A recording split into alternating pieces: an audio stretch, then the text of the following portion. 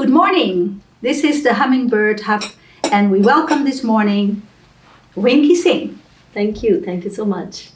Charity on Wheels, fashion for a cause. Yes. That's the subject for today. Can you maybe tell me a little bit more about that?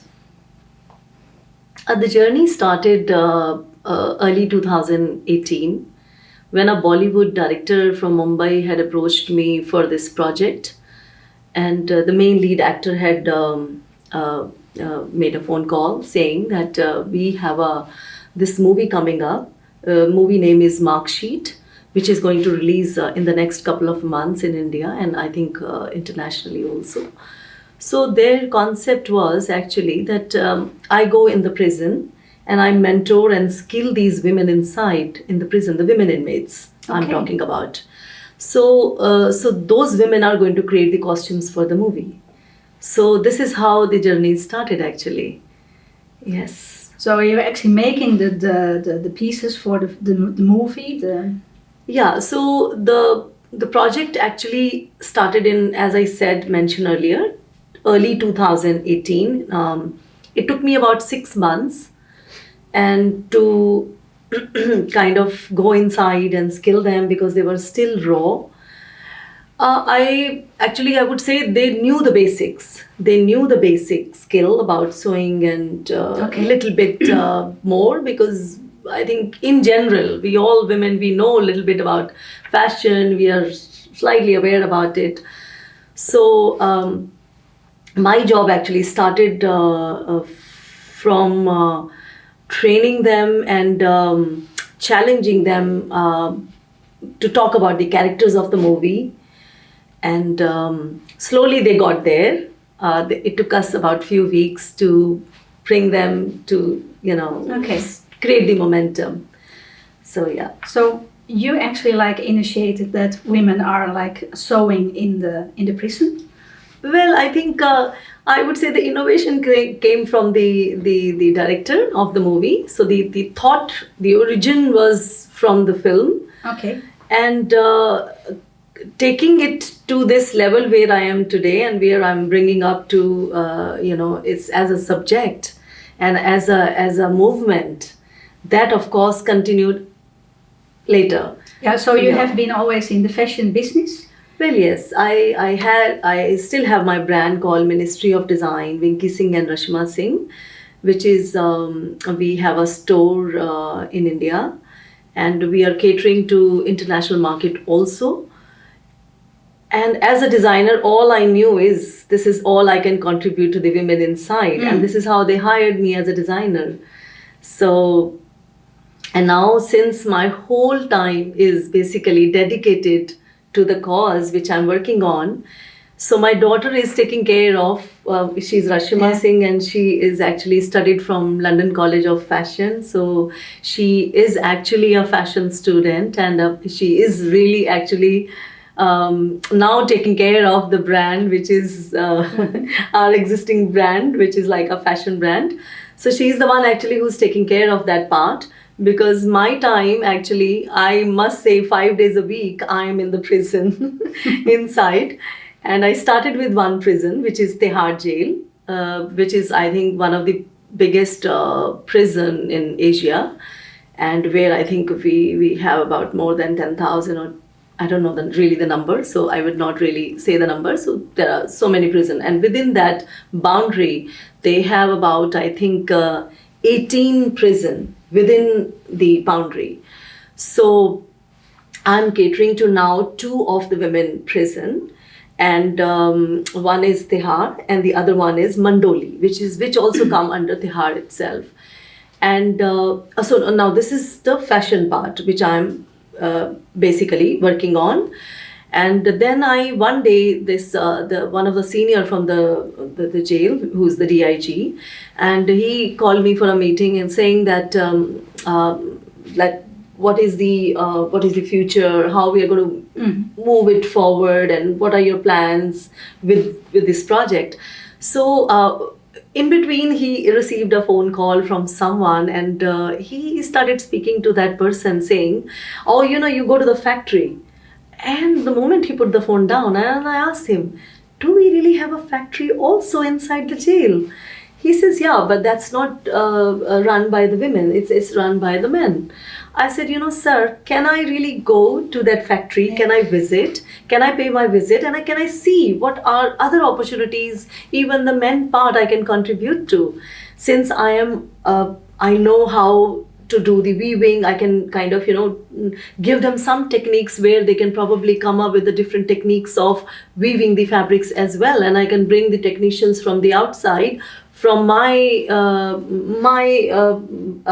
factory area or wherever I'm working with, my suppliers outside, and who are supplying me the fabric from all different parts of the country in India. So, I mean, he says, oh, we really never thought of it actually, because he says, I said, but what are you doing with these fabrics which they are producing? He says, well, all we know is to make the uniforms inside for the prisoners, because they have to wear a certain uniform while they are inside. I said, okay, so can I just pay the visit? He says, you know what, it's 3 o'clock and 4 o'clock we shut down. I said, you know what, send me with somebody right now. I do not want to even postpone it for tomorrow. Please send me right now, because there is a distance within that boundary. It's really vast. It's like kilometers, So they sent a car and one escort, and somebody escorted me to the factory, and I was like excited.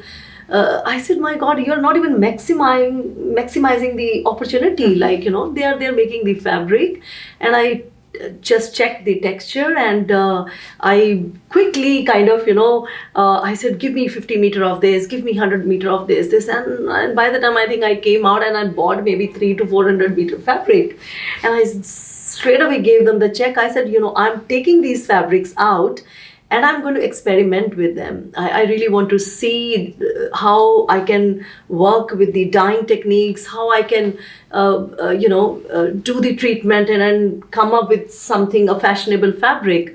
So yeah. You became actually like from a fashion maker, you became actually like a motivator, like the charity part that came up in that part, or that was still like the kind of business that you were doing?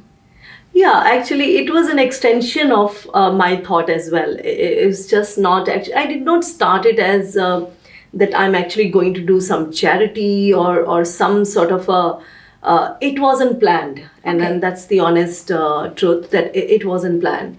I just started because I clearly remember, I went inside. This was my first visit in the prison, when the director and the actor, the team of the movie, the crew of the movie, they took me inside for the first time.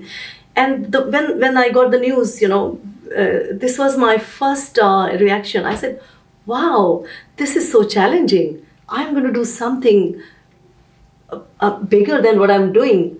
That was the only thought. And I went inside. And we met those seniors in the jail, and they got so excited. I said, this is actually first time in the history in the world of the cinema that the inmates are designing for the film. So everybody was very excited, and so do me, and that was the only thought actually when I went inside. And 2 days later, the entire media on a national level came to interview me, the actor, the director. So it became a national breaking news. So this was like the first 3 days. And I was still kind of figuring it out. And what I was saying in all the interviews, like on a ZTV, NDTV, CNN, all BBC, everywhere, it was like a news for them. This was a breaking news. And all I was saying is, I said, it's going to be challenging. It's going to be fun. If you see my previous interviews, because I still hadn't got the opportunity to meet the inmates. So this was the beginning. And I was overwhelmed with the fact that, oh my God, wow. So this was the beginning. So let me, confess my, the honest truth. But when they took me inside in the prison, and I met these women, and you know what? I just forgot rest of everything what I was doing, the interviews and thing. I found it so superficial actually for that moment. I said, no, I am here for a different and a bigger purpose. That's not the name, and the fame is not what I'm here for. And I had goosebumps when I met these women, and the emotion I went through, and I can still feel that moment actually, and the joy in their eyes, and the emotion I saw in their body language. They actually saw a ray of hope. They were looking at me as a hope. I don't forget those eyes. Any time in that period, I found it so tough because it's summertime and I'm sweating and I'm not used to it. I'm not used to getting out of as such my luxury life and standing there for hours and skilling them and taking the challenge of and going through their emotions with them was like a challenge. It was like a challenge for me as well. Is it like also a spiritual experience? Absolutely, it was so spiritual. I must say that it was an experience which was larger than life for me. Something is shifted. So from the businesswoman that you were, you changed actually like in that kind of person that saw the deeper vision? Actually, I give the credit to these women actually who made me experience an emotion which I never realized that I'm going to ever experience. This is how the journey started actually, and the shift was happening every day. Every moment I could feel the shift inside me. Every moment I felt I am more determined. I am more motivated. I wasn't thinking that I'm motivating them, but myself was so inspired, and I myself was so motivated by the act and by the whole energies around me. And I think, and every moment I felt, no, there is no stopping. It has to move. It has to move forward. It has to, there has to be a lot of awareness about it, because this is one area which is not really touched to that level which probably I was having the vision inside me. Oh my God, so much we can do for these women actually. So this is how actually it was unfolding for me as well, and of course for these women inside. It was a journey actually. It has been a journey. Yeah. So now this whole movement you can see my emotion when I'm talking. It's like as if I'm going back to the moment, and I feel the same goosebumps and I feel the same emotion, like, oh my God, I think he chosen me. He chose me actually. He chose me to be there and feel the pain and feel the compassion for that cause actually. Yeah, the inspiration came like, well, you actually visit them and then see that it can make such a big difference in their lives for when they come out. Yeah. But also during their time in the prison itself. During the time when I started training them, so first couple of weeks were all like to make them a normal human being, because they have gone through so much of trauma in their life. So straight away you're not just going, though my first visit when I paid, so carrying the thought, oh my God, okay, this is going to be my curriculum, not really realizing that they are not a people, they are under the circumstances. So I have to first bring them up to show my compassion and make them feel like that they are part of the journey, and they are going to experience something, as I said, larger than life. So I have to gain their trust. I have to take them into my arms every morning, because what happens is, like, I'm there one day, and when I leave the same day, when I come the next day, they are more or less go back into the same shell because it's so new to them. Yeah. So for me to create and then make the effort every morning, that I have to kind of every morning in the first few weeks, I have to restart, reboot with them. So it took me also few weeks, and of course to them as well, because it was so new to them actually that, oh my God, they're going to be in a situation where they never even imagined, even when they were outside. So the opportunity which they could see, and especially in India, that's the fun part of it actually. Let me add some fun part to it. In India, like being Indian, even if it's like a hawker or like a person you see on a street, everybody is crazy about Bollywood films. Everybody is singing, dancing on the songs. Yes. And everybody feel they are the heroes, they are those lead actress in the movie, and it's so much of color all around in India. So you can very well imagine when they realize that they will be the heroes who are going to create those costumes for the film. I mean, this was actually a dream come true for them, which actually I wouldn't even say they have ever even dreamt in their life that they would be creating something like that for the main lead actor and the actress. So every time I meet this director and this actor, his name is Imran Zahid actually, who gave me the opportunity, I pay my gratitude. I said, Imran, it's all because of you I'm here, and you have given the purpose of my life. You have given the real, you really have given the real meaning of my life. I didn't even know that I'm going to actually do something like this for women. So this is how it started. So as I said, few weeks it took me to train and tune their mind as normal human beings. So I had to really work very hard on myself also, not just on them.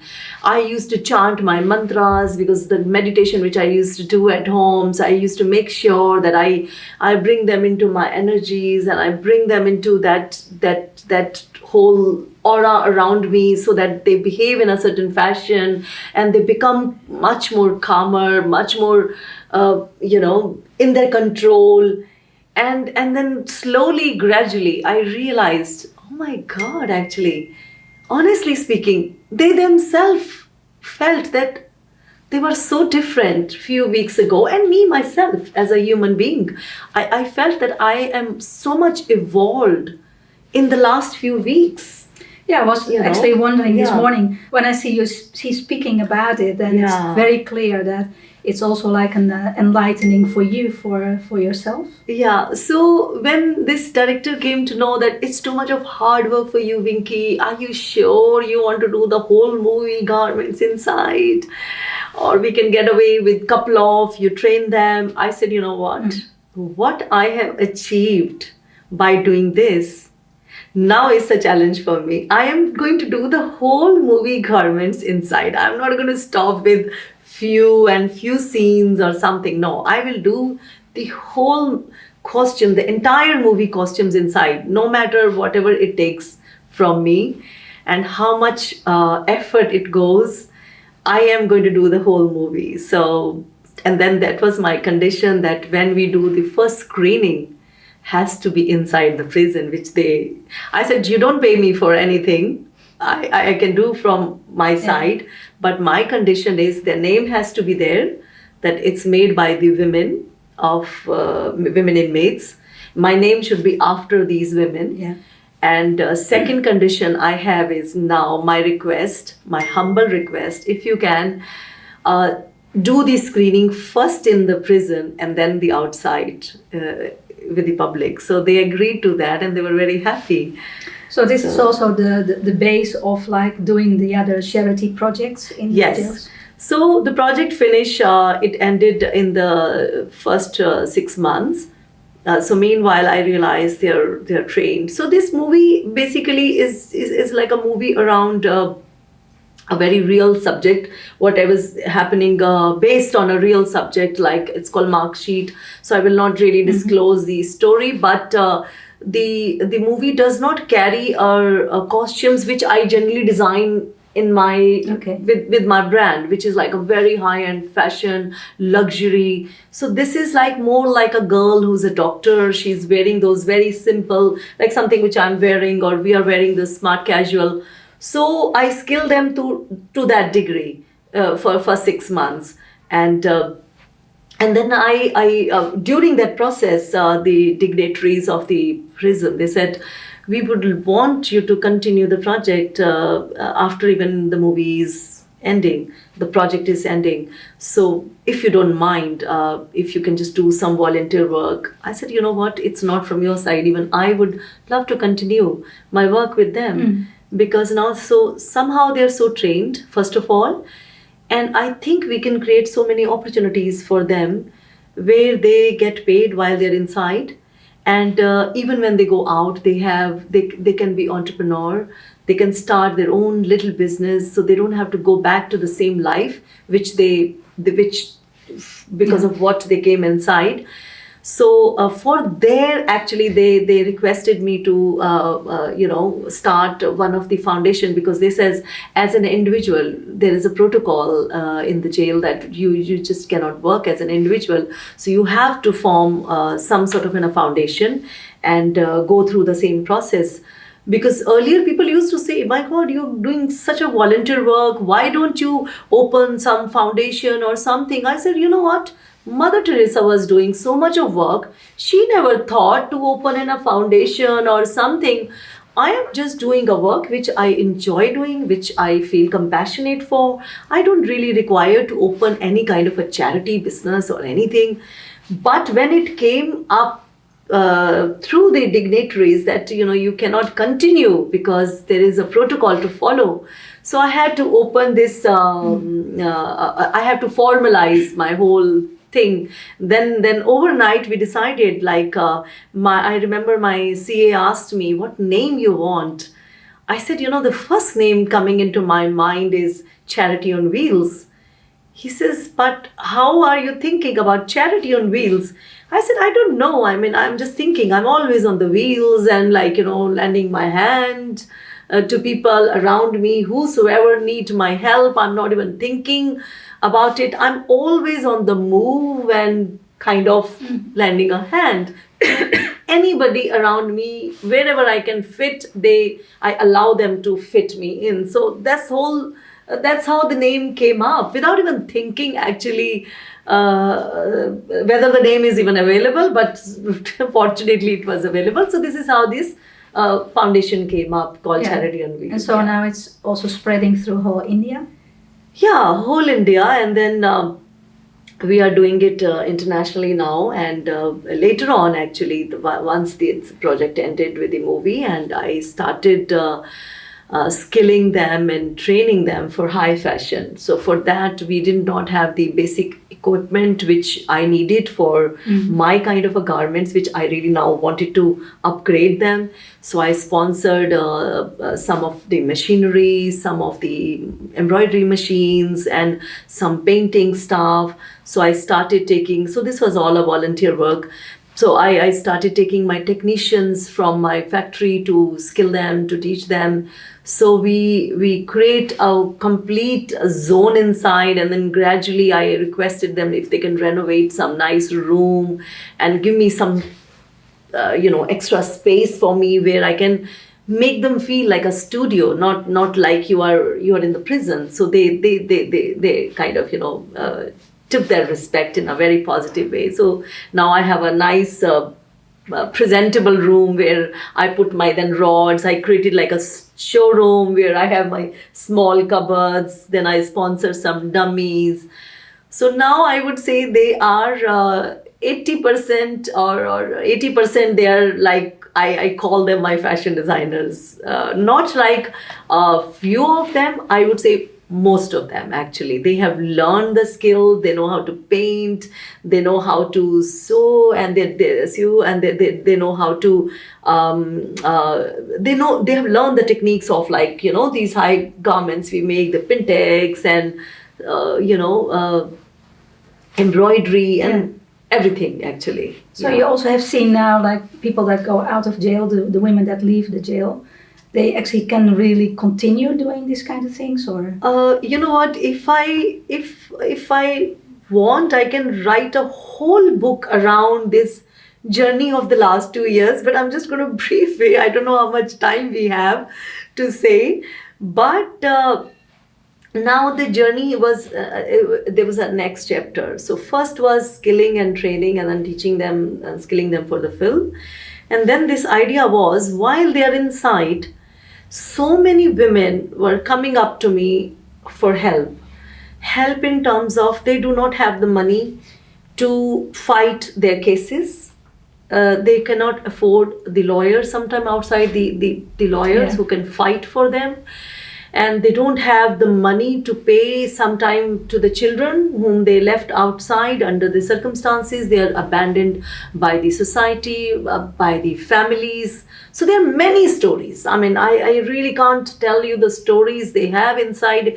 It's like I used to cry in the beginning. I remember every time I'm stepping out of the jail, out of the prison, I will not even switch on my mobile for hours, because I'm kind of absorbing, and I'm thinking, oh my god, oh my god, oh my god.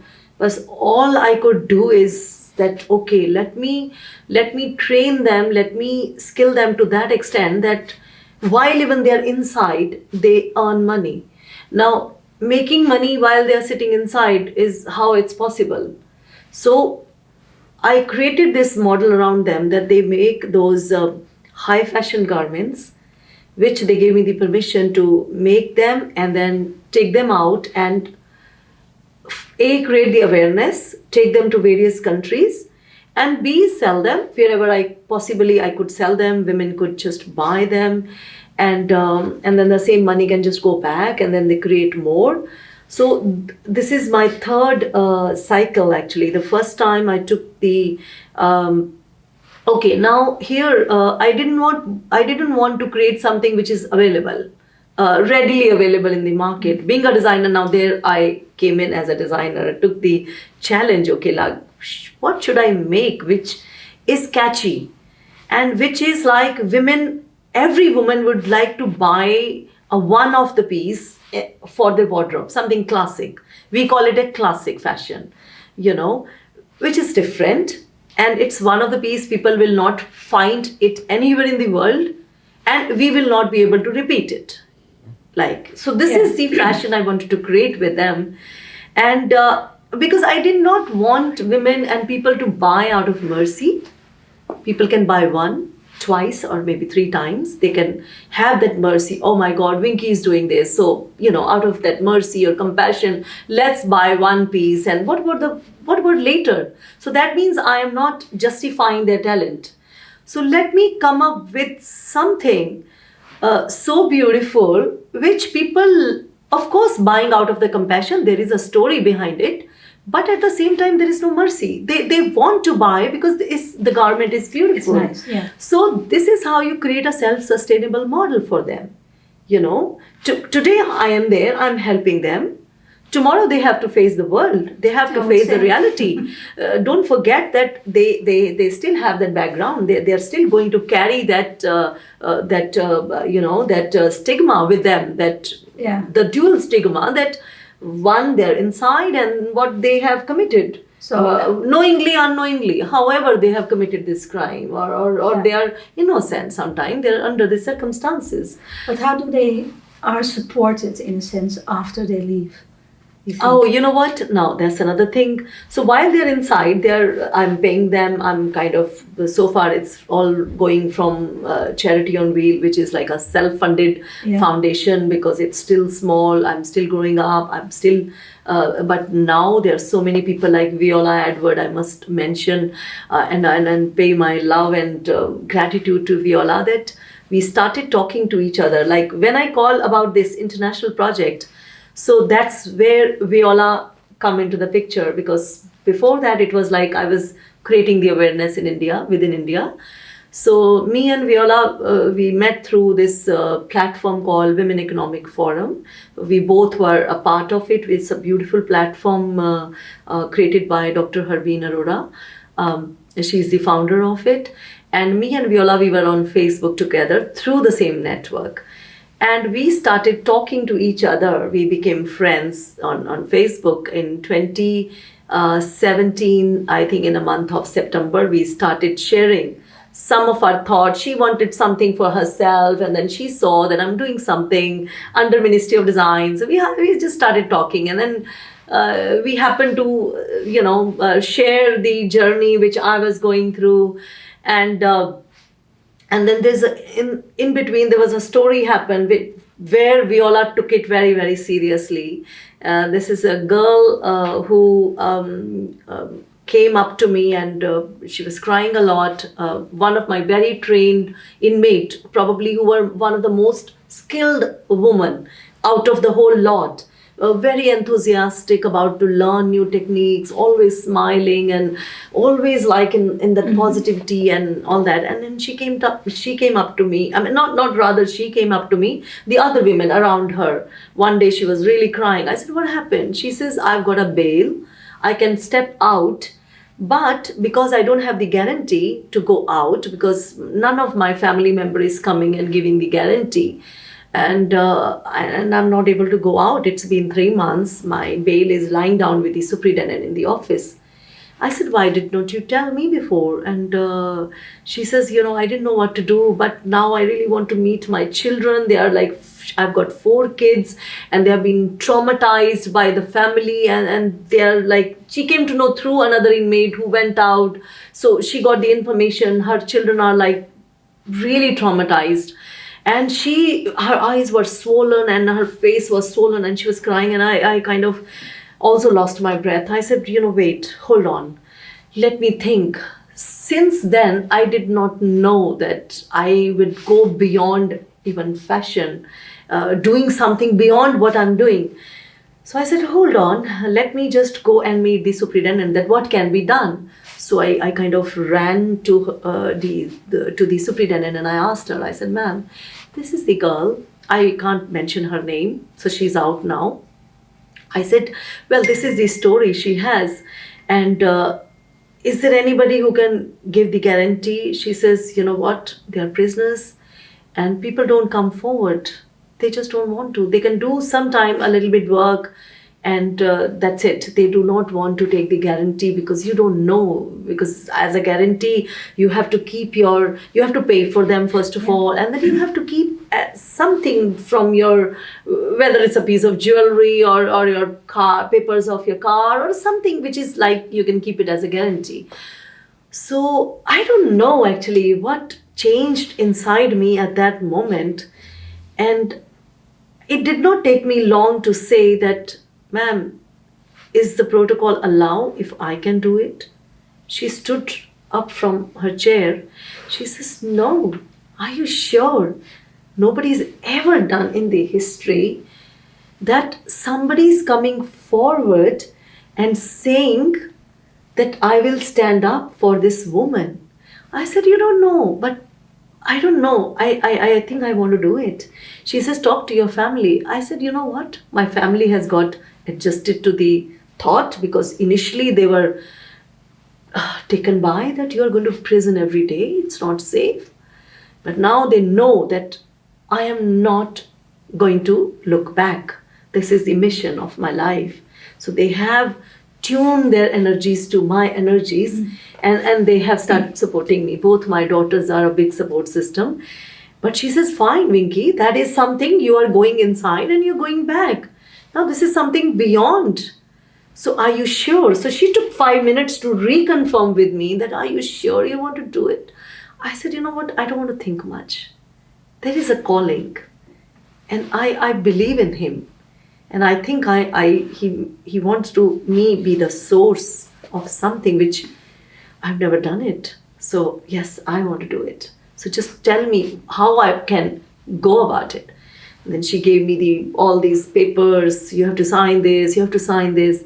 And next morning, with all the papers and with my papers, with my cash, I bought a new car just about 3 months ago.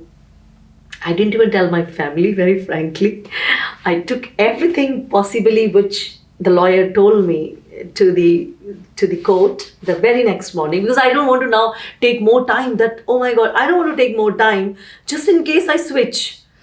Because it's a human mind. If somebody tell us, oh no, this is not, or maybe, I mean, I have that split personality. Oh no, I mean, it's good till there. I said, no, before I change my decision, I just want to do it. I just want to do it. Is that also the moment that you say, like, from the fashion maker, I become like the ambassador of the inmates? Well, I don't want to name it, but I think I just wanted to do it, actually. I really didn't want to give any name. All I was just doing it. I just wanted to do it because I felt I am the chosen one. So I need to do it, and without even thinking the pros and cons. And I went to the court, and judge just stood up from his chair. He said, you want to give the guarantee for this woman. She's been coming for the past 5 years. And for the last almost not even 3 months, for the last 6 months, her bail is lying down with me and nobody coming forward. I said, I think I want to do it. I'm here, all here. And they took my signature and all that, the formalities happened. And then the following morning, he just gave the stamp. He said, oh, you can just bring her out. And now I called the superintendent. I said, now this girl has been inside for the past 5 years and she's not from Delhi. Where is she going to go now? Now the next challenge is, okay, she's out, but where is she going to go? So now this is the next challenge. Yeah. So the challenge, I said, okay, ma'am, I am going to send my driver and my car for her. So she will be picked up. And let her come to my house first. Now that's where my family came to know that I have done all that. The inmate is in my house and my husband is shocked. My daughters are shocked because this is, okay, mom, it was good what you were doing, but now you take it in the house. You have brought the inmate into the house, mom. I said, you know what, if there is a calling, please allow me, please. I guarantee you that nothing wrong is going to happen. I'm going to pray and I am going to make sure that everything goes well. And we will all get the blessing. So this is how I tune their mind. So she stayed in my house for 1 week until I found a room for her. So that also happened, like for a couple of weeks, the whole thing was happening. So we found a room where like my domestic help is coming every day to help me. So where my drivers stay. So I just asked them, I said, find a nice, decent room, provided her everything, what she needed for everyday basis, and made her learn with my driver how to travel in Delhi. And then I requested her, I said, now you start working in my factory. So it's not just when they're inside. So the rehabilitation is when they're out. So she worked in my factory for almost 2 months. And then she went to her village and now she's operating from her village, a small venture, and we are connected. And that's where Viola came to know this story. And she says, no, Winky, you cannot take everything on your shoulder. You need to come out. You need to create the awareness. You need to go global and you need to create this awareness globally so other people can join hand with you. You get more help. So it becomes not just your mission. It becomes a mission for the rest of the world. It becomes a movement. So this is how Viola actually became a very, very strong part of the Charity on Wheel, the team. And then she is the honorary president of Charity on Wheel, and I'm in Cyprus today. All credit goes to her, and so it sounds a little bit as a real fairy tale, huh? Like a Bollywood movie that actually continues. Yes, actually. And for most women also inside there, that they also can make their dreams come true. Yeah, so it just did not end till there. And before actually I was coming to Cyprus, So this beautiful woman, Janice Ruffle, sent an email about a month ago that they are celebrating this Republic Day of India in the Indian High Commission in Cyprus. So the beautiful letter came by her that we would love to host Winky in our country, and if she can create some awareness, she can bring the costumes designed by the women, and we can have this little fashion show, and so immediately I think me and Viola, we just said yes. I said, why not? It's so nice. So you can see that everybody can contribute in a very spiritual way. Everybody can contribute in a spiritual way, can connect to the cause, and now there are not only 2 jails. So that's what I was saying, that before I actually came here, the Haryana, the DG, the Director General of Haryana, emailed me just about a week before I actually came here to Cyprus, saying that we have 19 prisons in all Haryana. So we would like you to contribute the same work which you're doing, and you're elevating the women in Delhi and NCR. So we would like you to continue the same process in all Haryana. So now I have got an official letter from them. So I have about 21 prisons with me. By the time I go back, I'll have more than maybe 1,200 women whom I'm going to cater, and whom I'm going to repeat the same cycle and create those small factories in every jail and in every prison, and women can kind of create a beautiful product, and so and when they're out, people like us, a designer like me and maybe other designers, can come forward. They can go and work with them, and we can help them to start their own venture. That's how the journey is convict to entrepreneur, actually. This is how we call it, actually. Yeah. So you give them a different life, a different future.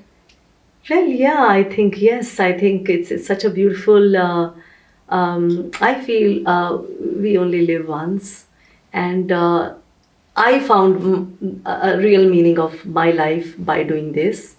I feel in this life, if I can do something and create something beyond my boundaries for people, for women around the world, not just India. I mean, people are Netherlands. I have a very dear friend, Karen. She's inviting me to Netherlands, that if I can train people in Netherlands and they can start something in Netherlands, in the prison, some skill. Maybe they cannot do something like a sewing or something, but something creative they can do, which they can be doing outside. So it's not just India. It's anywhere in the world. People can start something like this. Yeah. It's like so this is what I feel. It's like if in my one life, if I can contribute my life to women or people whom I can make a difference in their life, I think I'm the blessed one, actually. That's how I feel. I'm the blessed one, actually. How many people God has chosen to do something like this, and at the end of the day, I feel I'm not going to take anything with me. Everything is going to stay here. That's my spiritual message. I'm not going to carry anything with me. So whatever, in whichever way I can possibly distribute, contribute. Earlier I used to say portion of my life I want to give to people. And now I actually see my whole of my life. I want to just fix myself wherever people want to take me, wherever women want to take my help. I'm kind of all there, actually. That's the mission of my life, actually. Okay. Thank you very much for the conversation. Thank you so much. I'm so pleased to be here. So thank you for joining us on this Humminbird Hub this morning. Thank you so much.